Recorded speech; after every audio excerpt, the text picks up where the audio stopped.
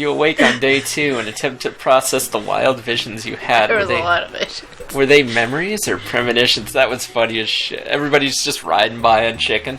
A little chicken drumstick. It makes no sense. We definitely connected yesterday. Ah ha ha, sure you did. You're great.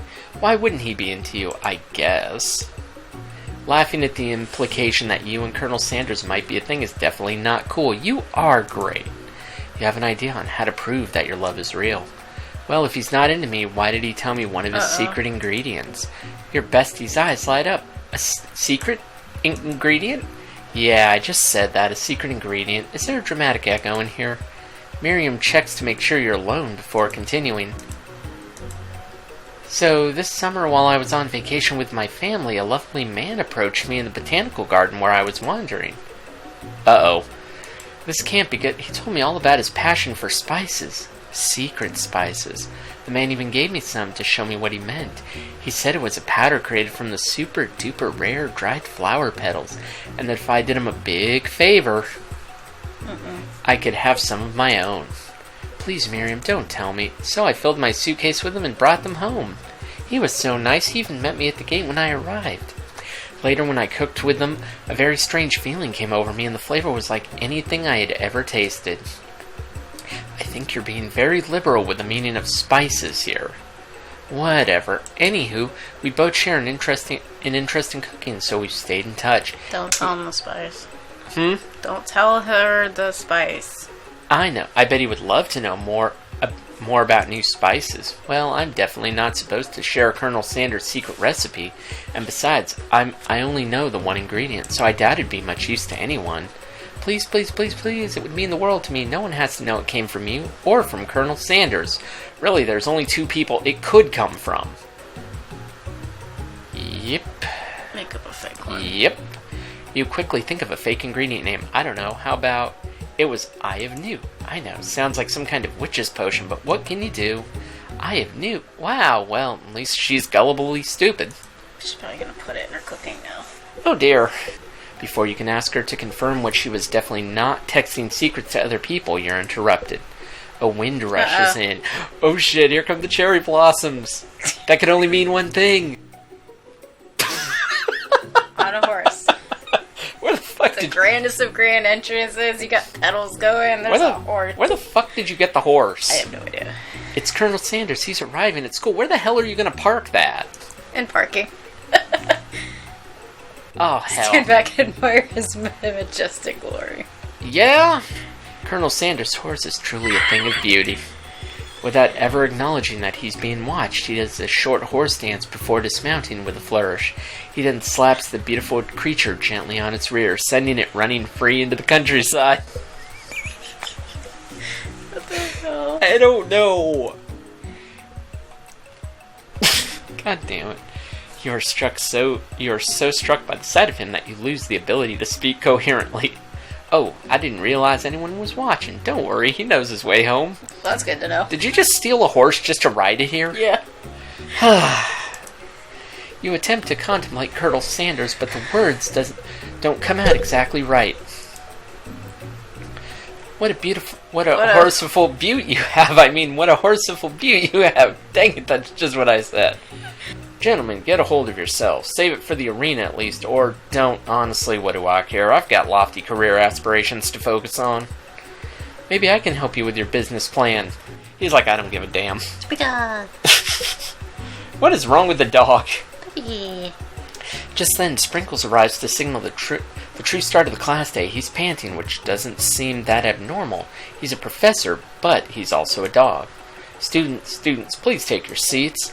I apologize for my late arrival. I spent the morning chasing a car all around town, and my tiny legs are very, very tired. God damn it. Get the car.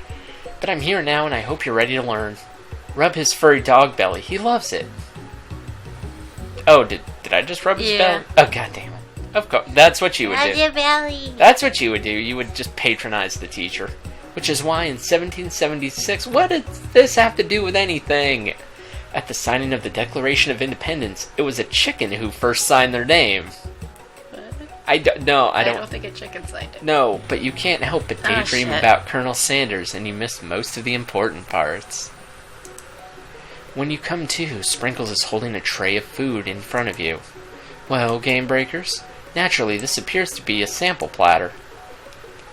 Which item do you want to sample? Oh dear. Why is there a platter of water, a pepper, or a dog biscuit? I don't know. What should I try? I don't know, pick one. You're helpful. A brightly colored pepper stands out from the other items. It sparkles in a most eye-catching way, so naturally you reach out, grab it, and eat it right away. However, your body is not prepared for the heat. The pepper has triggered an intense spice hallucinogen. It feels like forever as you trip through the universe. What is with the food in this world? My friend, ooh. I'm a ghost. What the... That's this guy again. I'm here to give you an important message. Ooh. You must avenge my death and fulfill your destiny. What? All you must do is...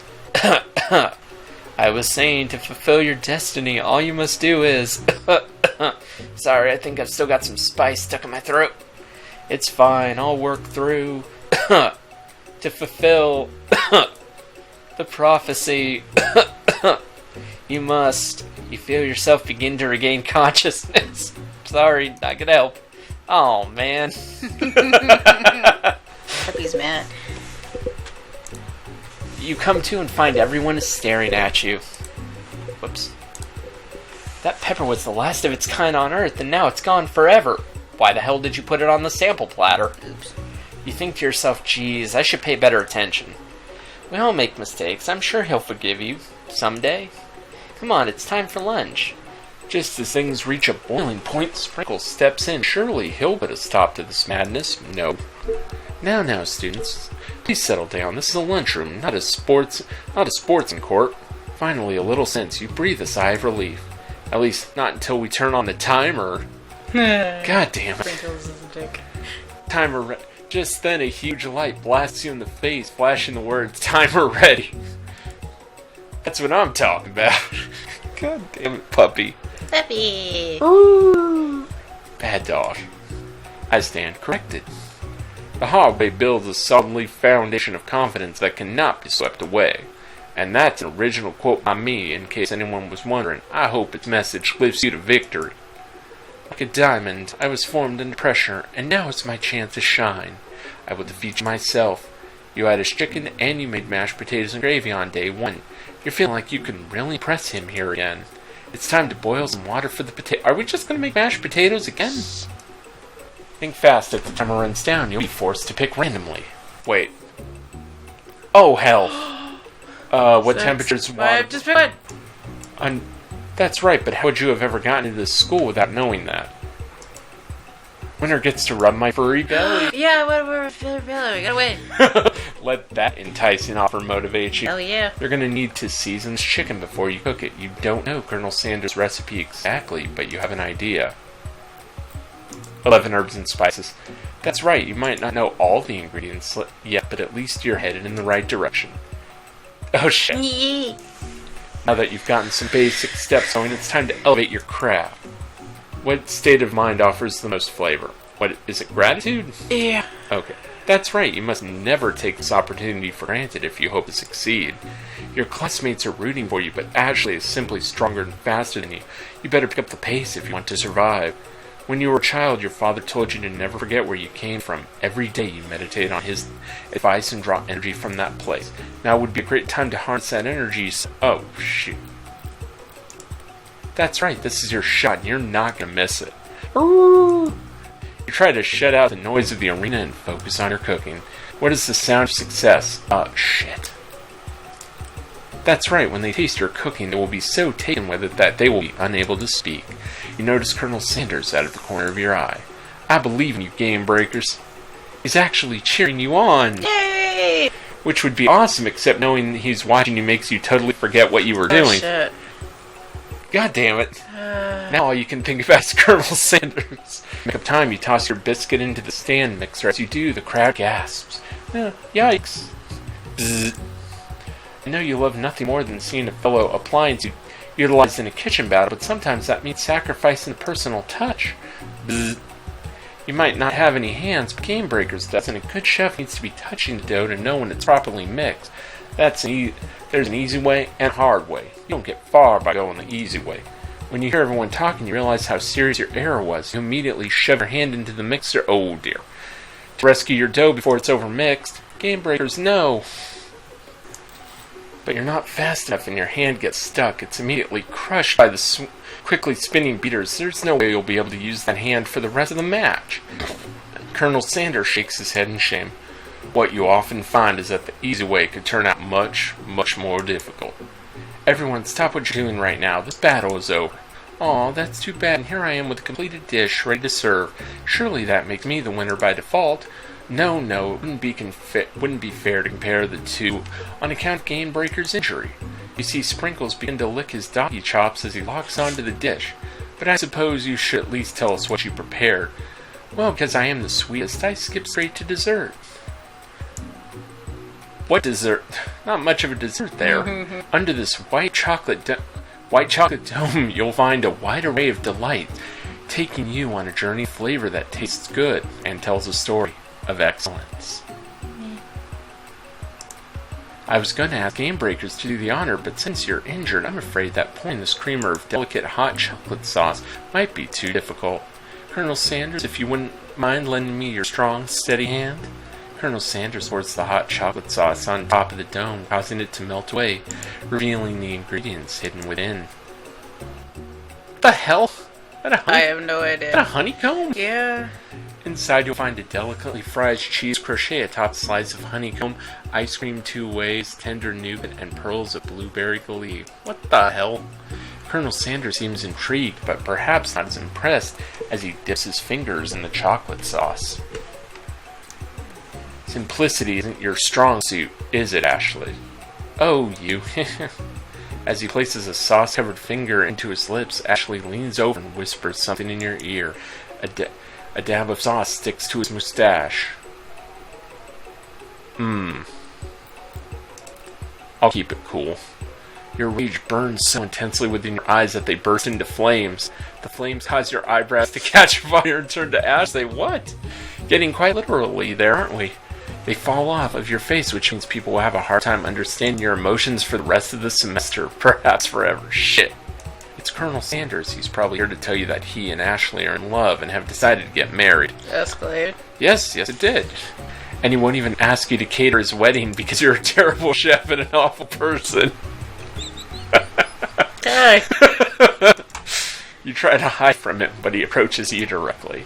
I know you're hurting right now. Not just from the devastating loss, but from that run-in with the mixer and that small fire. We should get that checked out. I'm fine. Can't you just leave me alone? I'm a loser. I'm not fit to fill your fryer. Well. That does go. I'll never be a master I want to get in your fryer. Failure is a part of life, not just for you, but for all of us. Do you think I've never failed at anything before? That's exactly what I think. Well then, think again. I wasn't always the man you see before you, enrolled in culinary school, incredibly handsome, successful, motivated. Well, handsome, sure, I was born that way. Of course you were. But I've walked other paths, and arrived at dead ends. I was passionate about life, but I failed as an obstetrician. I was passionate about justice, but I failed as a lawyer. I was passionate about livestock, but I even failed as a mule handler. That one was especially humiliating. Mules can be so cruel. I didn't know. People see my delicate ribbon tie and my well-kept beard and assuming that I've got it all together, which is true now, but it hasn't always been. Sounds like the sky could really use a hug. I've resolved that when I was going to amount to something, no amount of hours, labor, or money would deter me from giving the best I had to give. As Colonel Sanders changed focus, you could see something ignite inside of him, a burning passion. One has to remember that every failure can be a stepping stone to something better. My new dream is pure, it's honest, it's something that a humble man in a crisp white suit can be proud of.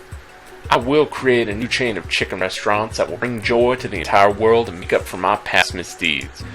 Yep, Battle scarred from the night before, you prepare for the worst. It's the spork monster. Borko. Orko. What? It is I. I know I said I wouldn't be back, and after the whole fight to the death thing, maybe you don't really want to see me anymore, but I just wanted to say that I was wrong to attack you, and Aww. all of his eyes are crying. And I apologize. I know what it's like to always have to look over your shoulder. Monster problems. Am I right? Oh, thanks, Borko. I'm glad there are no hard feelings. Looks like we made a new friend. Yay! Getting jumped by a giant creature in the dark of night can really rile a person up. I also want to apologize for the way I switched right into attack mode. I know you're strong, and cooking school can put a person under a lot of stress. I actually used to go to this school. What? Huh. I wasn't always a spork monster, you see. I don't believe it. You were human once? Well, no, I was a golden retriever. But I was still a student. He was a golden retriever? Peppy! And he turned into... How? Until one day, some mean kids with magic spellbook cast a dark enchantment on me. And I was forever transformed. A magic spellbook. Precisely. I procured a copy for myself, but somewhere along the way I've lost it. If you find such a book, I beg of you, respect it. You're a powerful chef and shouldn't rely on such dark and evil magic.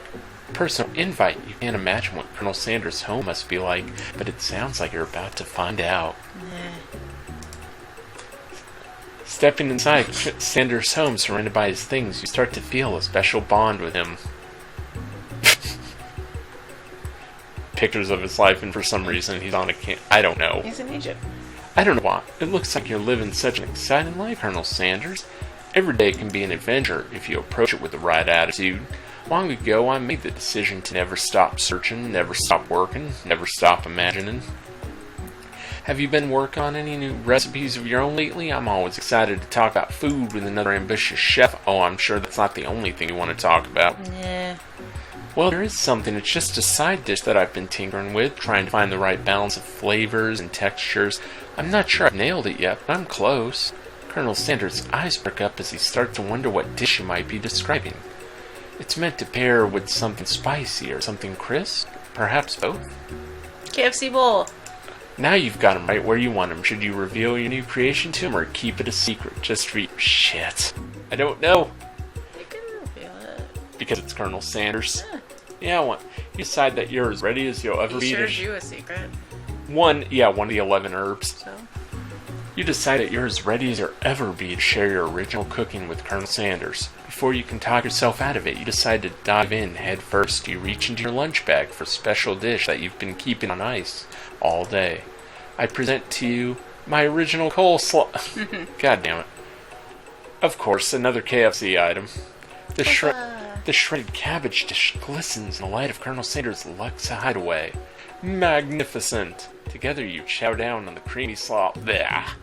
Until just a spoonful remains in the bowl. Blech.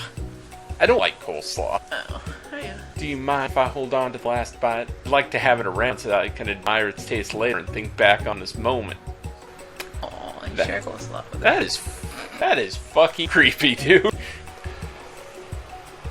Okay, so I'm wondering if we're going to be able to tap on everything or only a certain amount of items before he comes back. How about this bucket of... Oh, a scented candle. You pick it up and try to identify the smell. Power tool? Freshly starched collar? What? Piece of wood floating in a lake? That's oddly specific. Summer of 69. What? No, it's one of those secret recipe ingredients. The candle smells like a secret recipe. Tap it. That is so freaking weird. Why do you have a candle that smells like the secret ingredient? You take a closer look at a large urn sitting on a nearby pedestal. There's a plaque on it. It's dusty, but when you wipe it off, you can read the inscription. It says, "Here lie the ashes of all my past careers and business failures." That reminds me of the SpongeBob episode. Squidward walks up to the grave. Here lies Squidward's hopes and dreams. You open the door to Colonel Sanders' closet and find a row of his signature white suits hanging within. You take one off its hanger and try it on. Oh shit. This jacket is a bit big for you, but it's soft and comfortable. You give yourself a deep hug, breathing in his scent. They say that home is where the heart is. Is this what they meant? No. Why won't you love... wearing another person's clothes. Why won't you love me? Before you can look, you hear Colonel Sanders returning, and he has a new dish that he's been working on, and he wants you to taste it. You try to act casual until he asks you why you're wearing his jacket. I don't usually loan those out, but I must say it does look good on you. Oh crap, the jacket. Oh shit. What do I do? Just tell him you're cold. I'm so sorry. I didn't mean to intrude. I just got a little cold and thought this might warm me up. Colonel Sanders smiles and scoots closer to the fireplace. It's warm by the fire. Why don't you come a little closer? Suddenly everything feels like it's moving too fast. Final exams are tomorrow and you should be thinking about what you're going to cook. I should be home studying. Overwhelmed, you take off the jacket and run for the door.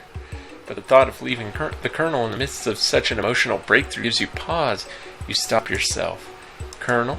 Yes, Gamebreakers. I honestly think that this may be the beginning of something wonderful. I think you're right. You should take things slow. Slow? The school only has a 3-day course, so how slow can you get, man? You talk late into the night and drift off into a slumber. Dream sequence. I like how they have to announce it, too. Everybody, ooh.